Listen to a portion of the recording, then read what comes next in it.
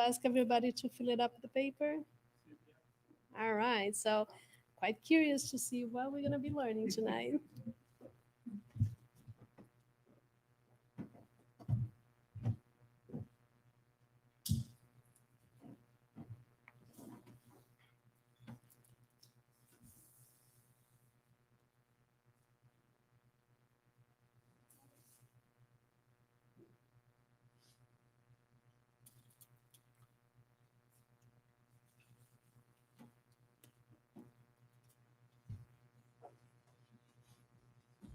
How's everyone doing tonight? Welcome. It's great to be here once again. It's always a pleasure to come and speak to you guys. So thank you so much for taking time from your busy week to spend a few minutes with me and give me the opportunity to learn as we talk here. It's interesting how the opening message always has something to do with what we're going to talk about, right? And no, we're not going to talk about what happens with husbands and wives.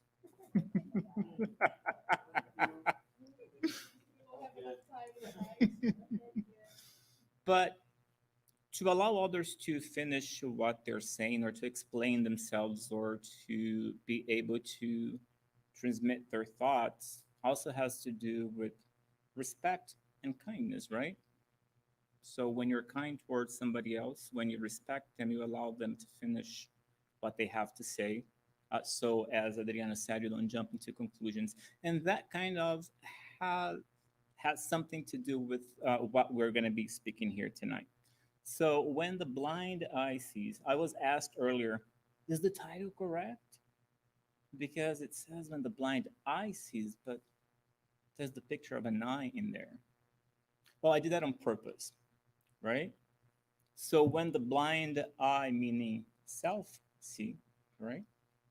Or when we open our eyes and we decide to see what else is out there. So what do I seek? When we came in today, I asked some of you to answer a little piece of paper that was exactly that question. What do I seek? What do I want? Right? I also asked some of my friends the same question. And I asked my husband too. And it was funny because when I asked him, I said, hey, can you please answer this question?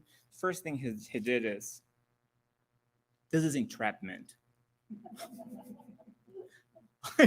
I refuse to answer these questions. I know I'm not going to tell you what you want to hear.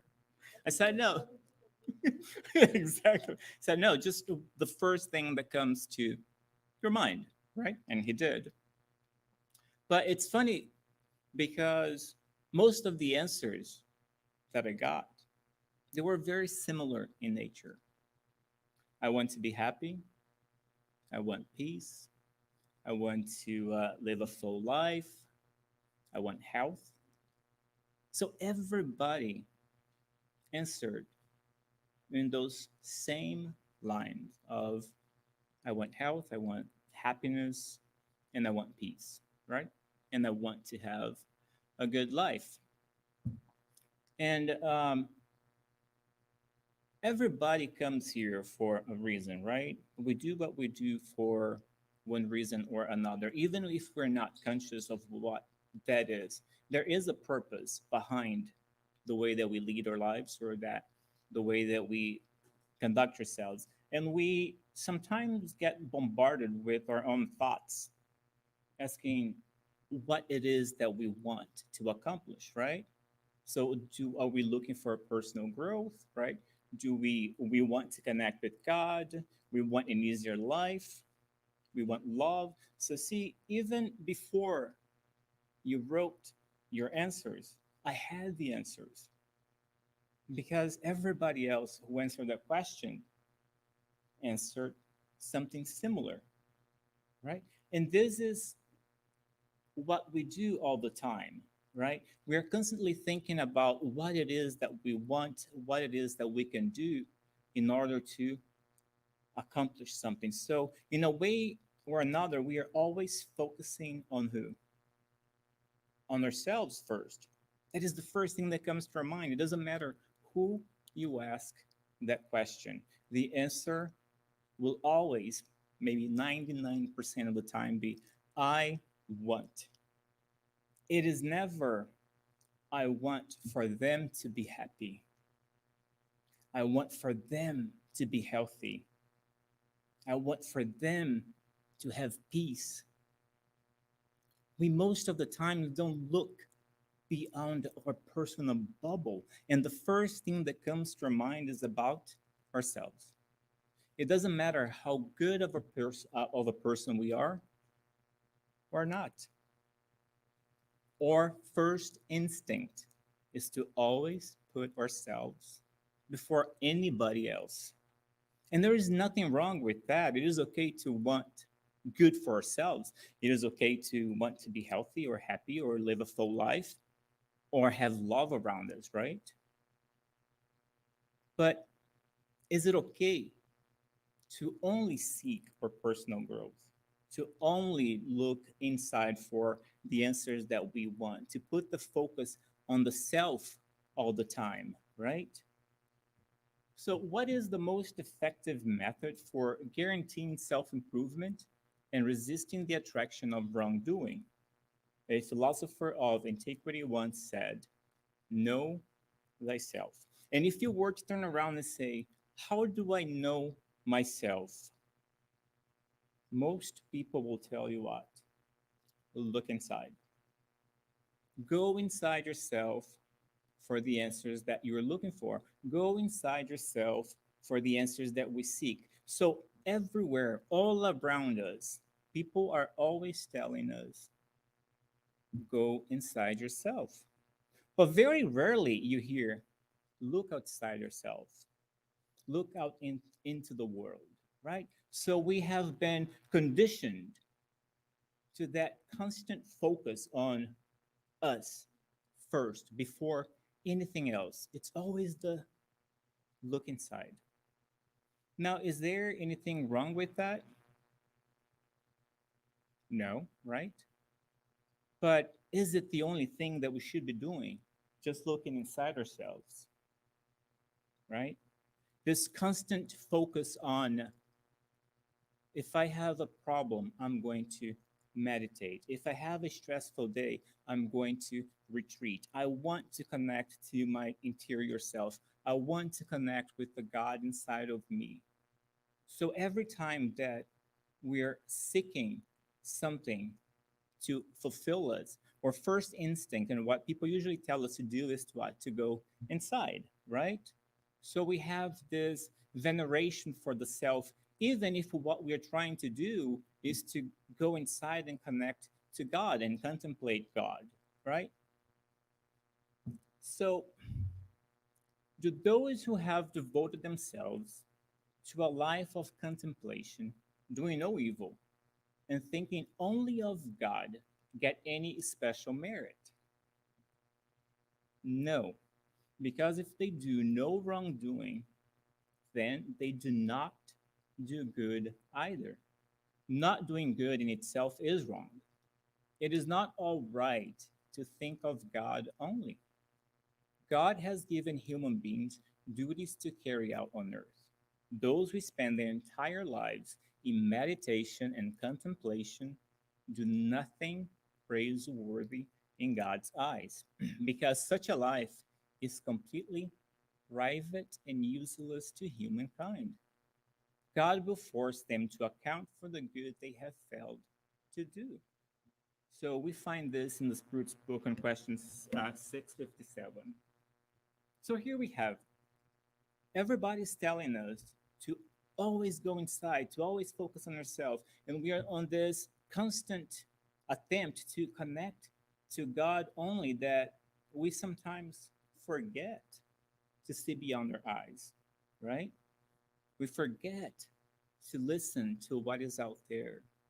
We don't see many times what the world is about, the world outside us.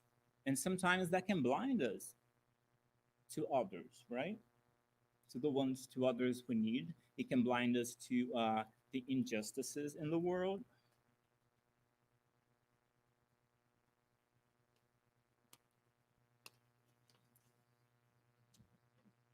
So, although it is part of what we should be doing, trying to connect with God, it is not okay to live a life where you can look around and say, I've done nothing wrong. I've caused no hurt. I've done no evil. That is just not enough, right? Because when you don't do any good, that in itself is wrong. Because we have a duty not only to ourselves, but to others around us, right? So it's almost like this culture of always going in, always thinking about ourselves, always looking for the answer inside. It kind of blindfolds us to everything. It's almost like we are all walking around without really seeing what's happening out in the world, right? And we think that we are doing the right thing. And a lot of the times it is needed, but it's not the only thing that we should be doing. So you might look around and say, I'm such a good person. I'm enlightened, right? I look around and I see beauty everywhere. Oh, I am so stressed today. I need to go do some yoga or what else, what do I have to do? We're tuning out sometimes or excuses that we lead such busy lives. So between family, myself, work, and what I have to do to zen out, I don't have much time for anything else. And those things become the only things that we see, right? Maybe sometimes you feel like you're such a good person that you are filled with inner peace. And all of those feelings and all of those things are okay, but they are not the only things that are happening around us. That is not the only place where our focus should be. So it's almost like we look for the light so much that sometimes we are blinded by that light that we're looking for, that we are incapable of seeing what else is needed from us, right? So we have this naive understanding or belief that the world is a beautiful place. And it's not a lie, it is true, right? We live on the beautiful planet. But what? But we can't be blind to the ugly in the world, right? Not everything is beautiful. So we have not only to look inside ourselves, but be able to sometimes shift our attention from us to the other so we can see beyond our sight. And we can really see, the ones that don't have anything to eat, the ones that don't have anything to drink, the ones that go cold, the ones that don't have a place to lay their sick bodies, the people that are looking at us, craving a little bit of attention. They're not even asking for love. They just want to be acknowledged. They just want maybe a smile, something that can make them feel a little bit more human. But we are so busy with our lives and with ourselves that sometimes we forget, and, and they become the unseen, right? We walk around and sometimes we don't even acknowledge that they're there. And what that causes sometimes, even though it's not our intention and we are focusing on the good, that constant focusing on the self can lead to what? It can lead to selfishness. And that is dangerous, right? Why is selfishness so dangerous? Selfishness, as we have repeatedly told you, is the root of all other vices. Every wrongdoing can be traced back to selfishness. Study all the vices, and you will see that selfishness is at the root of them all. You will never succeed in eradicating them until you attack iniquity at its root. Only then you have destroyed the selfishness that is their cause.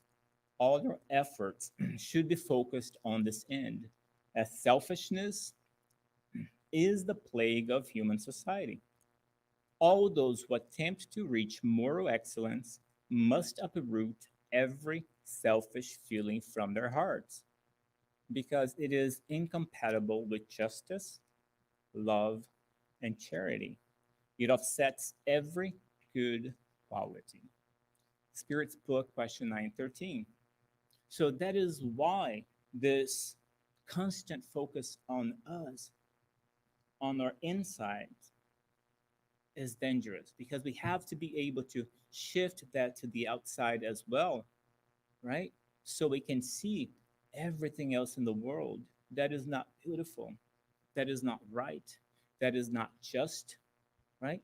We have to be able to see where love is needed, and we have to be able to see where charity is needed. Now, what is charity, right? Is charity when I walk down the street and I give a beggar a dollar or two? Is charity when I'm doing my spring cleaning and I'm throwing things away that I don't want anymore and I take that to Goodwill or I give it to other people that maybe can distribute that to those who need?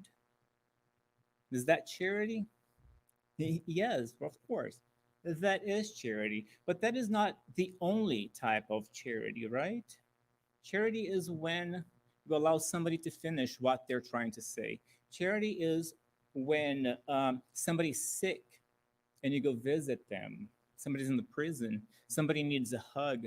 Charity is maybe somebody who just needs you to sit next to them and not say a word. So those are all examples of charity. So charity is not only sharing your material excess, but above all, charity should be focused on love and care and respect, right?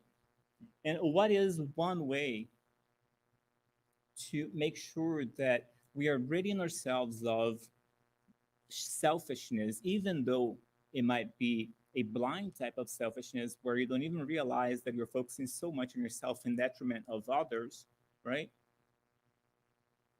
It's simple. All we have to do is read the gospel, right? Love your neighbor as you love yourself, right? Wish unto others that which you would wish upon yourself. Do unto others as you want done to yourself. So if you were to follow those simple maxims, right, the earth would soon be a happy place. And it's very simple. It's not much, but it's still very hard. It is hard for us to do because we're not conditioned to think of the other. We are mostly conditioned to think about ourselves first.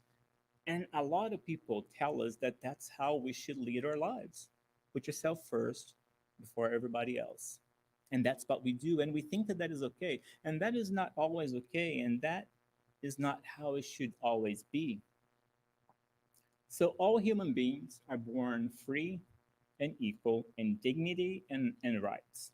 They are endowed with reason and conscience and should act towards one another in a spirit of brotherhood. So, this is the first article of the Universal Declaration of Human Rights, right? From the United Nations uh, was ratified after the Second World War. And it's beautiful, right? All human beings are born free and equal in dignity and rights. It's wonderful to read. But is it true though? Not really and not yet, right? We're not all born free and equal. We do not all have the same rights. But one thing is certain, we should act towards one another in the spirit of brotherhood. And this is something that we should strive for. It's not something that happens yet, but it's something that one day will be the norm for us, right? And everywhere we look, we have reminders of how much we should be doing for one another. And if we find something like this written in the laws of man, do you think that we can find anything like this in the natural law or divine law is another way of addressing it? So the laws of God. Do you think that we can find something similar in the laws of God? Well, not only we can find something similar in the laws of God, it was first in the law of God, right? And then in the law of man. Yes, and everywhere we look, we see that. Now, you can go to a library and get books and books filled with the law of men. What about the law of God? Where is it written? It is written inside of us, right? So here you go. Here's a perfect example where we should be tuning in, but we can't keep our gaze only here. It has to come out, right? So in Spiritism, we learn about the laws of God, the divine laws, right? So there's the law of adoration, right? Where you love God with all your heart above all things. The law of labor we have where we have to work so the world can move on, so we can progress. Imagine if everybody were to just sit around and not do anything. Our life would be purposeless, right? Reproduction. So there is a constant recycling and opportunities for us to come back over and over again. Self preservation. And this is where we put a lot of our focus, right? Where we bring the I before everybody else. It's that instinct of self preservation that we have. The law of destruction. Now, destruction is a law. Why? Any ideas? Recycling, because in order for something to be renewed, it has to be destroyed first, right? Social law, we are not meant to be by ourselves. We're meant to be part of a society, and that's another reason why it's so important for us to love one another. Law of progress, there is no way of unlearning something, right? We always go forward. We might stay put and stagnant for a while, but it is the law that we will advance. Equality, where we should all be equal, right? Freedom, where you're free to make your choices. You have your free will, and nobody can take that away from us. And the law of justice, love, and charity, where the world should be just for everyone, should be fair. There should be plenty of love for everybody. Nobody should be thirsty for love. And charity, not only the material charity, but especially the charity that is founded and solidified in love. So all of these laws are very important. Now, is there one that is the most important one? So I'm going to give you a hint. Jesus was asked once, what is the most important commandment? The most important law, the most important teaching? He said, love your God above all things and with all your heart. And then he followed up. And you have to follow that with love your neighbor as you love yourself. So again, I'm going to ask you, which one is the most important? You're like, that's complicated because you just said that Jesus said you have to love God above all things with all of your heart, and that is the most important commandment. But there's also, you have to love your neighbor, but they are two different things. So I'll tell you now that out of all the laws in here, the most important one would be the law of justice, love, and charity. But now, how could that be? How can this be the most important one if the law of adoration, according to Jesus, is the most important commandment? You guys just told me this a couple minutes ago. Where is the divine law found? Where are they found? Inside of us, right? So where is God? God is everywhere, right? So God is inside of me. God is inside of you. God is throughout nature. So when I'm loving Adriana, when I am loving my neighbor, I'm loving God Himself. Therefore, I am practicing the law of adoration. So it all boils down to justice for everyone, love, and charity. So all virtues are admirable, as they all are signs of moral progress. Every act of voluntary resistance to the seductive influence of temptations for wrongdoing is a sign of virtue. But the sublimity of virtue entails the sacrifice of self interest for the good of others without having any ulterior motives. So, the most admirable of all virtues is that which is based on charity and is the most fair minded. The Spirit's Book, question 893. So, here it is again. What is the most important law? The law of charity, right? Justice, love, and charity. And it says in here, without having any ulterior motives. Now, what does that mean? That means that you do good for no reason at all. You do good for the desire to help others. You do good for the love that you have for your neighbors, right? For your friends, for your brothers, for your sisters, for the stranger out in the street. It is that saying where you don't let your left hand see what your right hand is doing, right?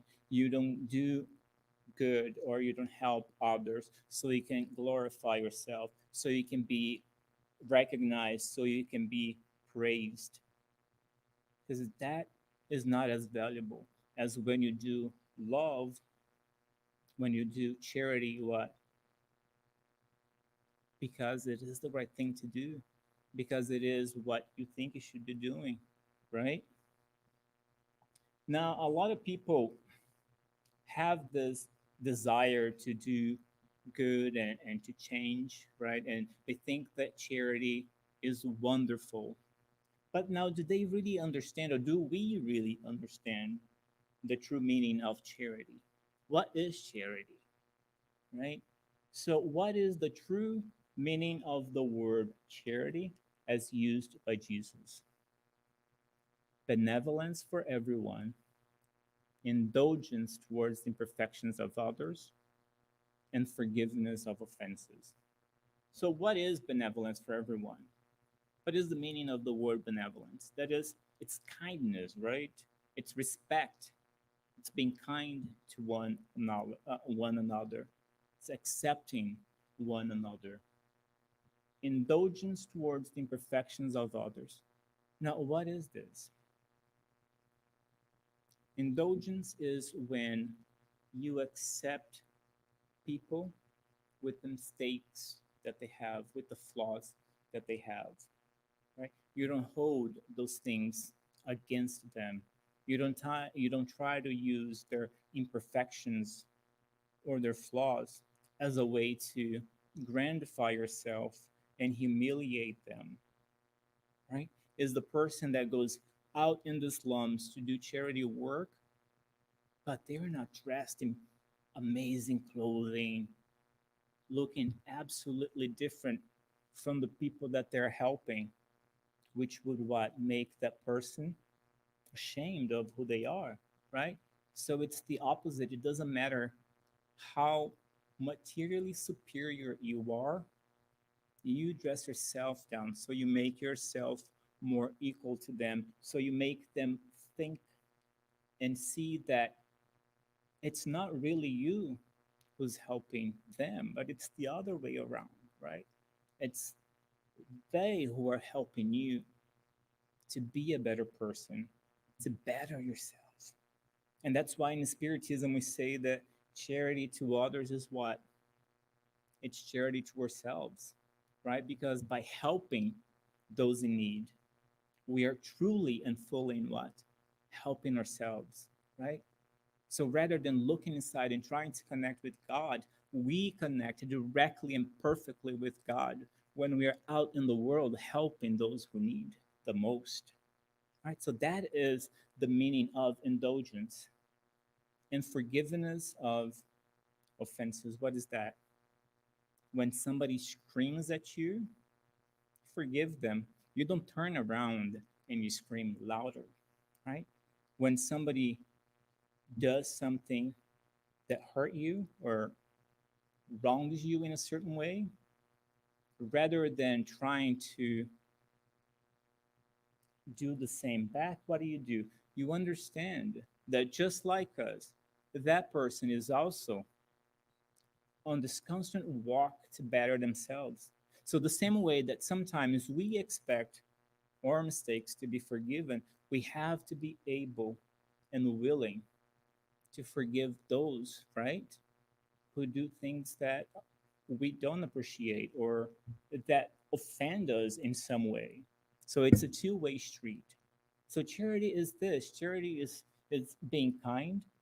Charity is accepting people for who they are and forgiving the mistakes that they make.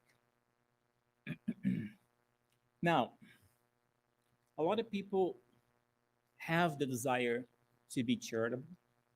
Some people do some charity, but very few people have, really live charity in the sense that it is meant to be lived. One of my favorite examples is Agnes Gonya Boyashu.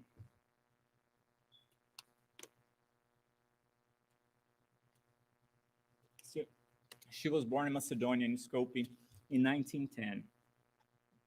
And out of the imperfect humans, I think that she is one of the most beautiful examples, obviously and undoubtedly the most perfect example of somebody who has been on this planet, and that is the embodiment of charity and love for the other is Jesus, right?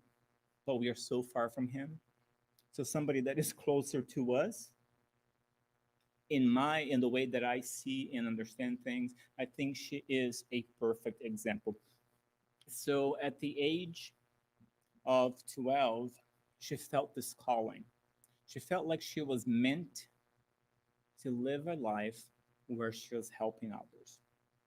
And that's how she started to live. At the age of 12, she felt that need to be of service. At the age of 18, she moved to Ireland, and she joined the Sisters of Loreto.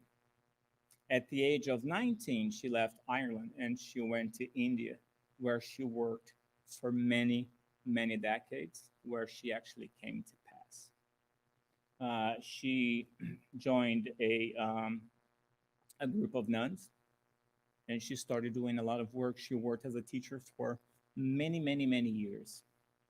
She later became known as Sister Teresa, and then later on, she became world renowned as Mother Teresa, right?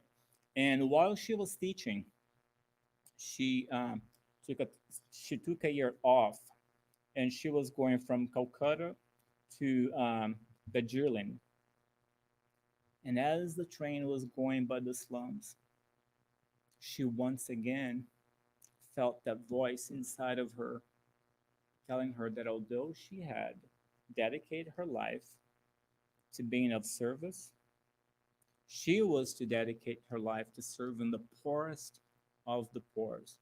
To me, it's an amazing story because that is almost like it is literally having a calling inside of calling. It's God calling on you twice to do the service, and you've been willing to do so. So she left the convent and she went to live in the slums.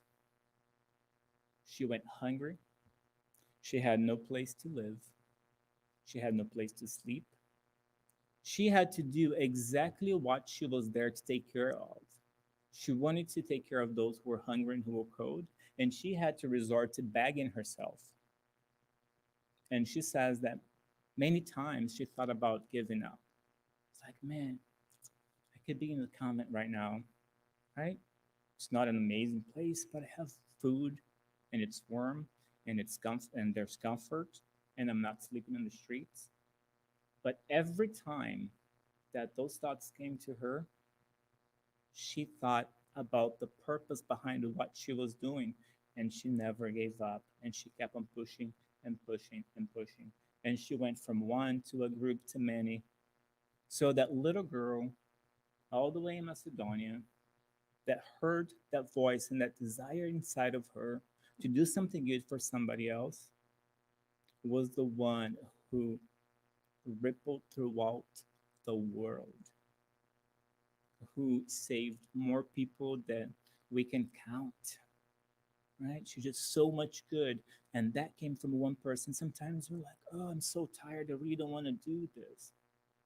Maybe that action that we decided not to take is the action that would inspire millions of people later to do something good for somebody else, right? And there was no person that was sick enough, dead enough for her to help.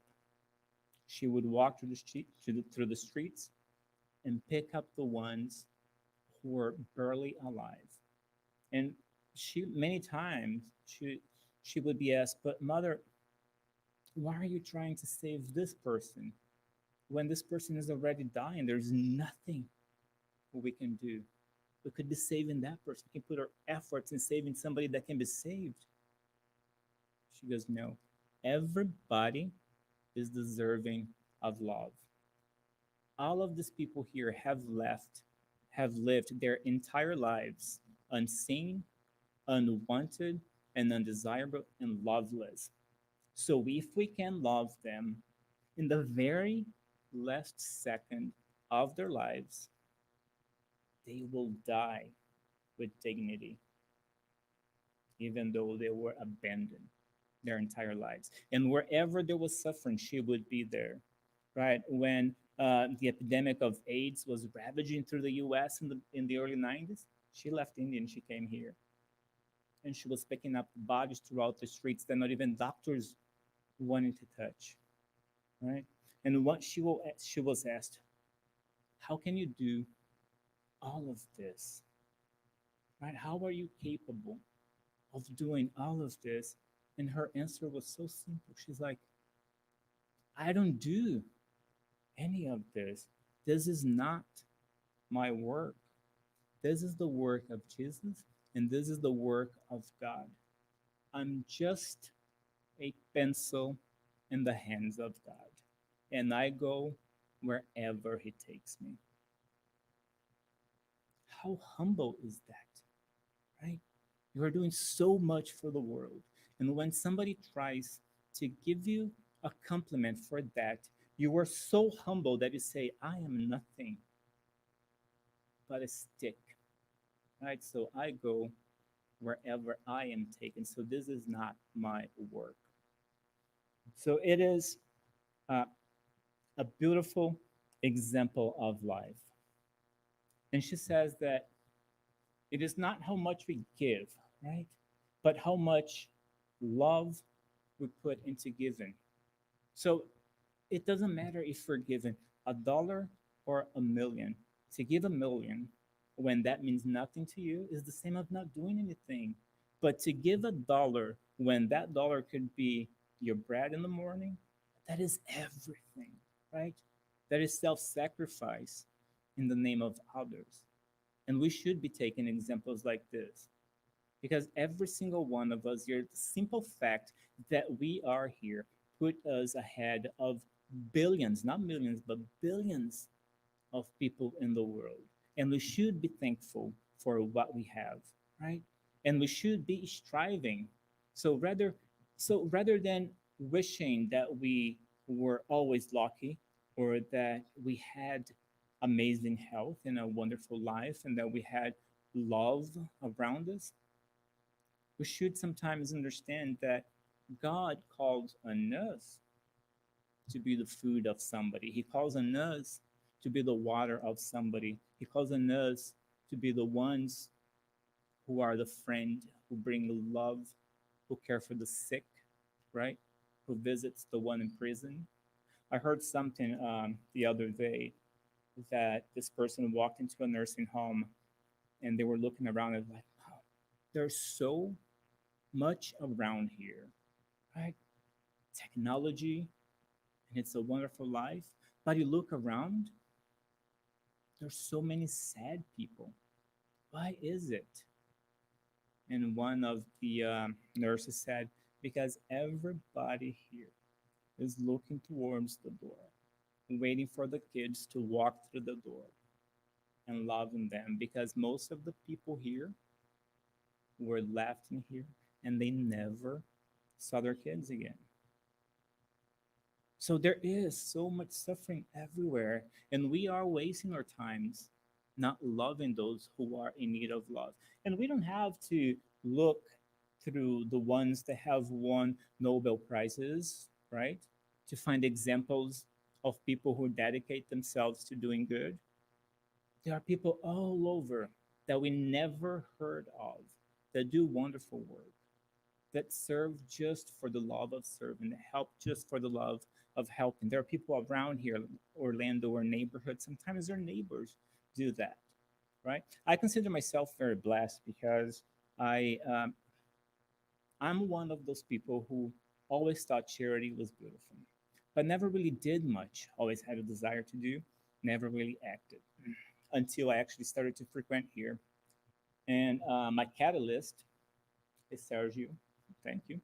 So I was Sergio's student, and one day in class he goes, "Hey, listen, I have somebody who needs a few people to go to Haiti. They are gonna bring some bags, and they need people to help them bring some donations." And I was like, you know what? I think I'll do it. So I called this person that Sergio had mentioned in class, Roosevelt, which many of you here know, right? So for the past almost 3 years, I am inspired daily by this man that if you look at him, you have no idea of the work that he does. You have no idea how much of his life is put into helping others. And the reason why I don't give up and the reason why I don't stop doing the little that I do is not because I am an enlightened person that does it because I want to help. It's no, I'm still learning. I have much to learn. I do it because of because I have a daily example in my life of somebody that dedicates everything in the name of others. From morning to night, this man is out on the street helping as many as he can. And though that example could be one of us, we never know who we're going to inspire by the actions that we take, but what we do. But we're never gonna find out if all we do is focus on ourselves, right? Is always bringing the thought to inside of us. And that was why I chose the title for my talk, right? When the blind eye sees, not only the eye as the eye that can see, but especially me, especially us, right? The self. Because we are so conditioned to walk around blindfolded that we forget to see what really matters. And I want to share something with you. So, this is a video from the trip that Sergio was actually trying to get people to help and to bring the bags. And I made this video about 2 years ago, but this is the reality, right? And this is what it really does to people to be able to put yourself in the place of those who really need.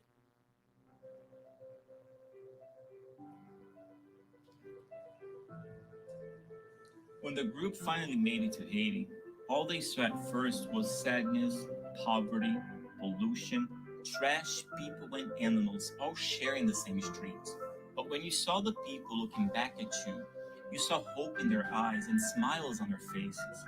That is the moment you understand that when they look at you, they see someone who's telling them they matter, a friend to help pave the way for a better life. When you realize so little means so much to someone else, it humbles you. It gives you a lesson in what it means to be human.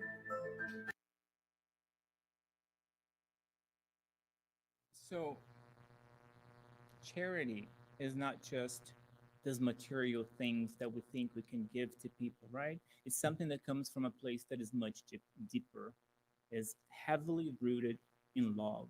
So you can say that charity, doing charity to others, is being able to love them.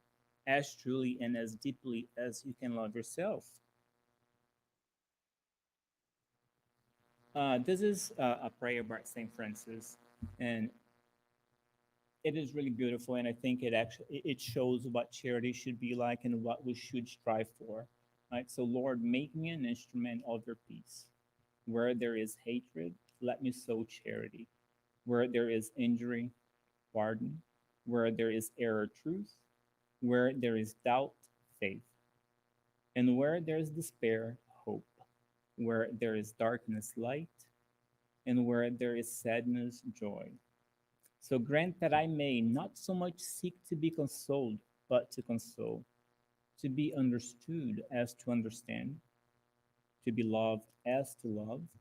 For it is in giving that we receive, and it is in forgiving that we are forgiven, and it is in dying to ourselves that we are born to eternal life. So let us be conditioned to think of others a little too. It is okay to put ourselves first, and it is okay to think about ourselves, but let us learn to think that the bounty that we ask for, the health that we ask for, the love that we want in our lives, we don't only wish for ourselves, but let's learn how to wish that for us, for our neighbors, for those who have the least, right? And right, so many people spend their lives looking for a bigger purpose, right? Something that really makes them feel alive. We forget, though, that we start, we need to act. And life then shows the ways to follow. All we really need is a heart open to the world and eyes capable of seeing beyond ourselves.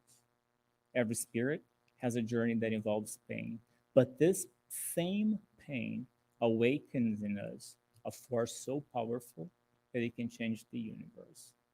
So we are all on this journey, right? And it will take a lot of justice, love, and charity to get to the end. Thank you so much for being here tonight. It's been an immense pleasure.